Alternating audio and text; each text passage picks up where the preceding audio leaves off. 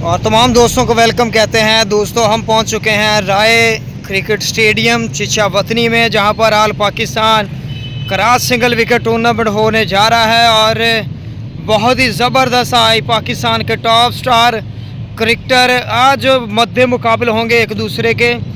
और राय स्टेडियम में जो है वो हम पहुंच चुके हैं। हमारे साथ कमेंटेटर जो है वो काशिफ भुट्टा होंगे और बड़ी ही ज़बरदस्त आज कमेंट्री करके जो है वो टैलेंट को प्रमोट करेंगे। पाकिस्तान के नामी ग्रामी सुपरस्टार जो है वो इस मैदान में आज जो है वो परफॉर्म करने जा रहे हैं। तो बहुत ही ज़बरदस्त क्रिकेट होने वाली है। कुछ ही देर में आप हमारे साथ जो है वो लाइव एक्शन में जुड़िएगा। Thank you.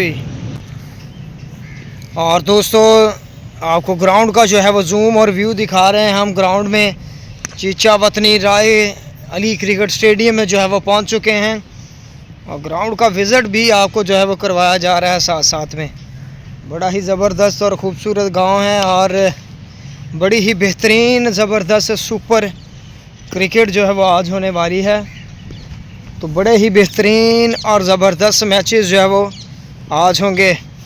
तो सब भाइयों ने जो है वो वीडियो को ज़रूर शेयर करना है, टैलेंट को हमारे साथ मिलकर जो है वो करना है प्रमोट। Thank you.